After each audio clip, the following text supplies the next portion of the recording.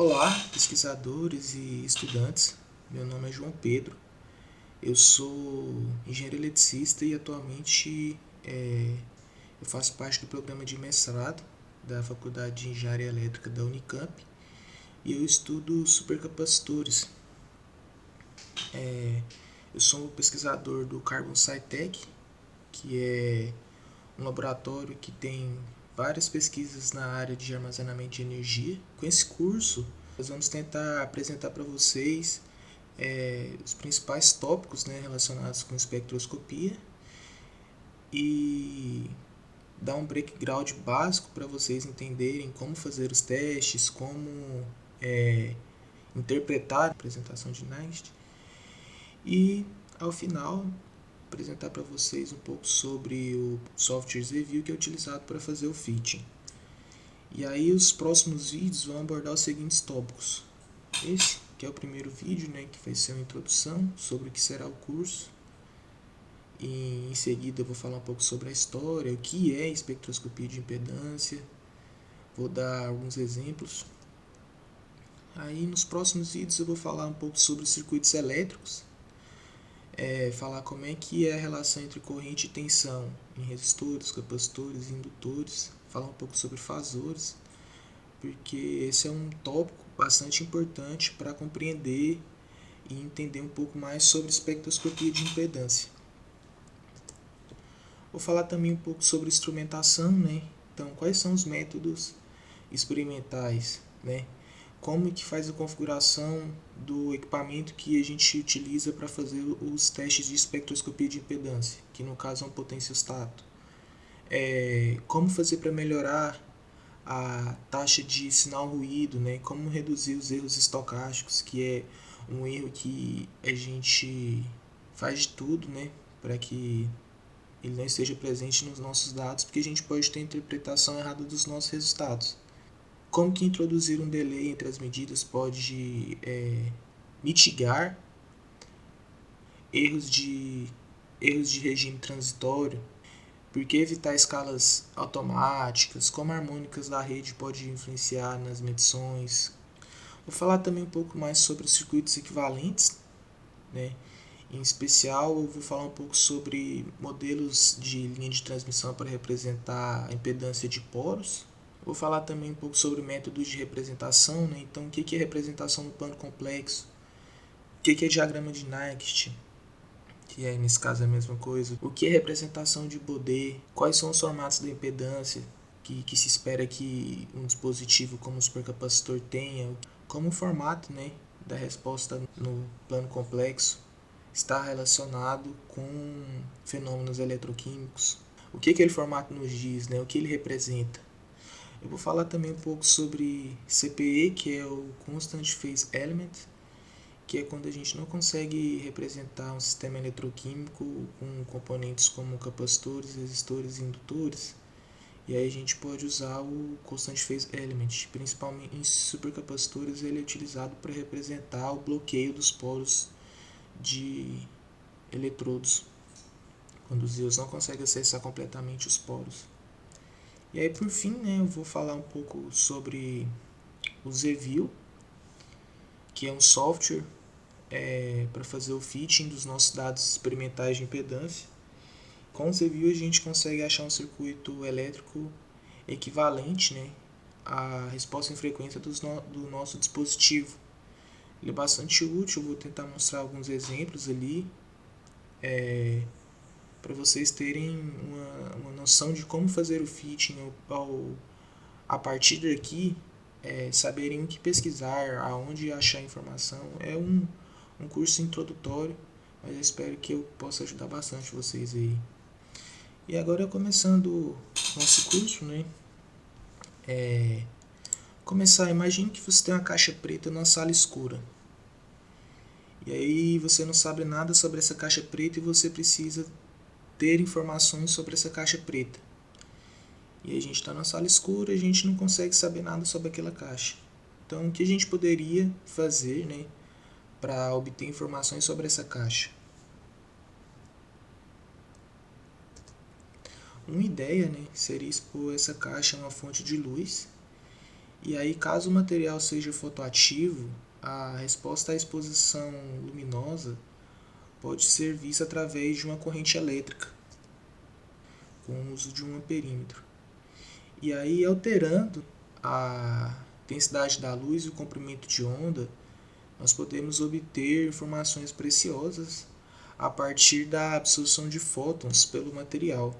Uma outra alternativa seria aplicar um potencial elétrico para observar o resultado, né? Então, modular o sinal de entrada influenciaria no armazenamento de cargas e, de acordo com o material e as propriedades físicas da caixa, o sinal de entrada seria diferente do sinal de saída. Então, de acordo com as características do material, o resultado do sinal de saída é diferente. Essa relação entre o sinal de saída e o sinal de entrada de um sistema linear invariante no tempo é chamado de função de transferência. E a espectroscopia de impedância é um caso especial da função de transferência. E aí o que a gente vê nessa imagem é que a gente tem um sinal input, né, lá na black box, e o sinal de entrada é diferente do sinal de saída. E aí na parte de baixo, né, a gente tem um sinal ali que varia em função do tempo, sinal alternado, e a saída, né, a magnitude da saída é diferente da magnitude de entrada. Em circuitos elétricos, a gente pode representar a função de transferência como uma impedância. E essa impedância é uma função complexa, né, que relaciona o sinal de saída com o sinal de entrada. A variação, né, dessa impedância ela está fortemente associada com a alteração da frequência. Essa alteração pode ser descrita a partir de circuitos elétricos equivalentes. Na imagem, podemos ver que Z de ômega é igual a V de ômega sobre de ômega, dado que V de ômega é a impedância, V de ômega é o sinal de saída e de ômega é o sinal de entrada.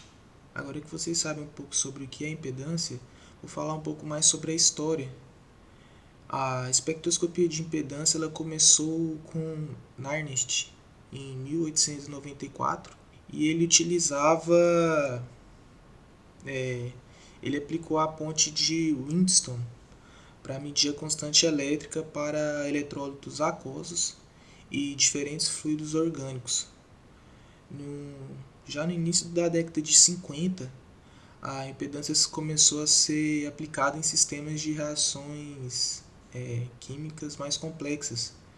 E nos anos subsequentes, Loewe desenvolveu modelos de linha de transmissão para respostas de impedância em poros rugosos de eletrodos.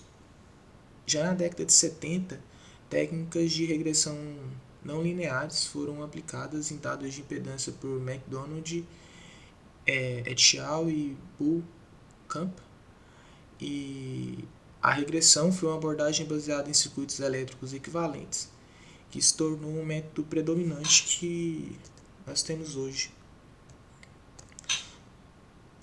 Na imagem a gente pode ver a ponte de Wheatstone que Nernst usou em 1894 para medir a constante elétrica, né, dos eletrólitos. Agora eu vou falar um pouco sobre as aplicações da espectroscopia de impedância eletroquímica, e ela é utilizada em diversas áreas, não só em dispositivos armazenadores de energia. Ela pode ser usada para análises biológicas. Então na imagem a gente tem um exemplo que eles usam, né, teoria de espectroscopia de impedância para detectar, né, bactérias ou anticorpos, e a resposta desse material ao adicionar materiais biológicos em sua superfície. Outra aplicação é para encontrar a composição corporal. Então, algumas balanças em academias ou uso médico, elas conseguem identificar qual o percentual de gordura no corpo de massa magra, de água, a partir dos testes experimentais de impedância. E aí, novamente, a partir de um circuito equivalente que representa o corpo humano, eles conseguem associar, né, encontrar esses parâmetros a partir da resposta em frequência. Outra aplicação é para análise de alimentos. Na imagem é de um artigo que eles utilizam espectroscopia de impedância para fazer análise da qualidade do óleo de oliva. Outra aplicação bastante utilizada é a análise de corrosão de superfícies metálicas. Então nós podemos obter informações preciosas que nos fornecem dados e informações que nos ajudam a compreender melhor os fenômenos químicos e eletroquímicos que estão ocorrendo ali na superfície daquela superfície metálica e como é o comportamento da corrosão. Por fim, as inúmeras aplicações que existem, a espectroscopia de impedância eletroquímica é bastante utilizada para fazer análise de supercapacitores e baterias. E a partir desses testes é possível compreender melhor alguns fenômenos eletroquímicos que estão ocorrendo dentro do seu dispositivo. Nós conseguimos saber qual que é a resistência do eletrólito, qual que é a resistência do eletrodo. Nós conseguimos saber qual que é o comportamento, qual que é a resposta em frequência do dispositivo.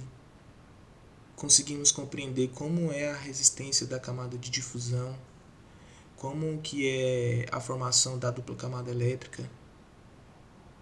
Então, a espectroscopia de impedância é uma ferramenta que nos ajuda a compreender e identificar inúmeros fenômenos que ocorrem no nosso dispositivo.